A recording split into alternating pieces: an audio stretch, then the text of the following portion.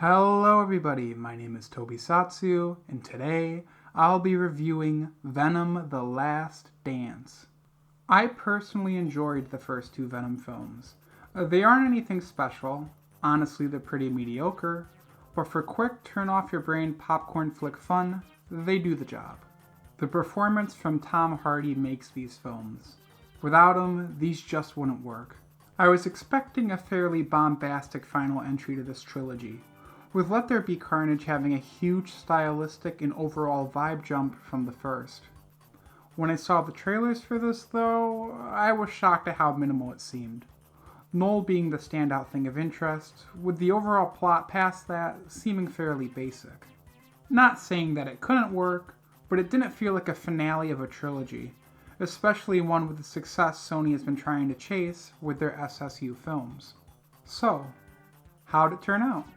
The movie follows Eddie Brock and Venom as they begin their adventure as fugitives on the run. Noel, a powerful being trapped by the symbiotes, looks to get a codex that is linked with Eddie and Venom that will release him from his prison. With Eddie and Venom trying to run from the government, and with Noel's xenophages also hot on their tail, how will the duo escape their deadly dance and live to see another day? It's a very simple world invasion plot, yet somehow it's too convoluted and bloated for its own good. You feel this especially at the beginning of the film, where I became disoriented with the amount of lore and exposition they just dump on you. It's like they wanted to make a movie's worth of exposition for certain events and characters and cram it all into 20 minutes. After that, I feel the movie somewhat finds its footing, but there's aspects that still hold it back. There's this subplot in relation to the secret Area 55, where the government has symbiotes trapped for observation. A lot of what's done there isn't anything of value, and the main scientist chick they try to get you to like just doesn't work for me. Obviously you're watching this film for Eddie and Venom, and we get much more personal with them this time around. It's repeating a lot of what we could glean from their characters in their prior entries, but with how it's portrayed and sold to you, I found it really enjoyable.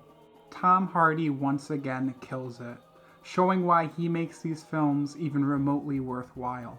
The comedic moments between Eddie and Venom are fantastic, and honestly overall the film is pretty funny. I like the little road trip they take with the hippie family earlier in the film. It's very simple stuff, but I found it enjoyable. The film feels like a genuine thank you to the fans of the previous films, making sure to have its share of nostalgic moments and callbacks. It's beyond corny, and they fully embrace it here, which I can respect. And honestly, I think it helps it work. I wish we got more of the character stuff in general, as the action here is decent, but is held back by certain aspects I can't get into without spoiling it. They're creative for what they are, but it's not enough for me to praise them outright. The xenophages are some neat critters, with their designs being really cool. The way they shoot the blood of their victims out the back of their heads makes for some really cool visual moments. The biggest issue with all of these films has of course been the writing, and it's more apparent than ever here. The script is full of contrivances, disregard for established lore and setups, and some of the most nonsensical foreshadowing I've seen. It feels like they had an idea of what they wanted to happen in the script, but to go through with it, they needed to demolish what was set up previously.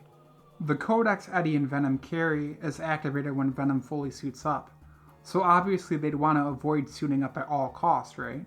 Well, the movie thinks not. It has him do a full-on dance sequence with Miss Chen, who is great by the way. I'm really glad they had her in so many of these films. I enjoyed this scene, but it's so illogical that you begin to lose the stakes off the fact your main characters disregard the dangers of doing this. Another big example being Venom's weakness to high-pitched sounds, which only occurs when it's convenient for the plot. At the beginning of the film, Venom becomes obsessed with the Statue of Liberty, leading them on a quest to get to New York City. To do this efficiently, Eddie and Venom hitch a ride outside a plane. You know, the thing that caused Eddie to find out Venom had a weakness to certain sounds in the first place. It's completely disregarded, and they use this opportunity to also set up an important ability of the xenophages. This, I think, was their main goal of doing the scene. But when you have the other sounds affect Venom and Eddie still, you can't help but be annoyed. There's plenty more examples to go into this for the rating, which require discussing spoilers, so I'll briefly delve into that. If you're looking to skip spoilers, skip to the time listed here. I'll give you a few seconds. Alright, elephant in the room. Mulligan's character went nowhere. What an absolute waste to bring him back. The only reason he comes back is to close up the loose end of his glowing eyes from the second movie. This could have been anybody, and the point of the character would have remained unchanged. Spider-Man is not even mentioned in the film. Listen, I wasn't expecting to see him on screen, but to go from the end credits of Let There Be Carnage to No Way Home, not doing anything with that was such a massive waste, especially when you begin the film with the No Way Home end credit scene. Much like having Noel be in this movie. We get his backstory and how he wants to escape his prison, and that's it. I think he'll be a badass villain. From what I've read on him, he has some serious potential. But based on how this movie ends, where do we go with this character from here? Is there even a place for this character to go? Is he going to fight Spider-Man? The countless villains Sony has set up? Who knows? Speaking of the ending, Venom actually dying was great.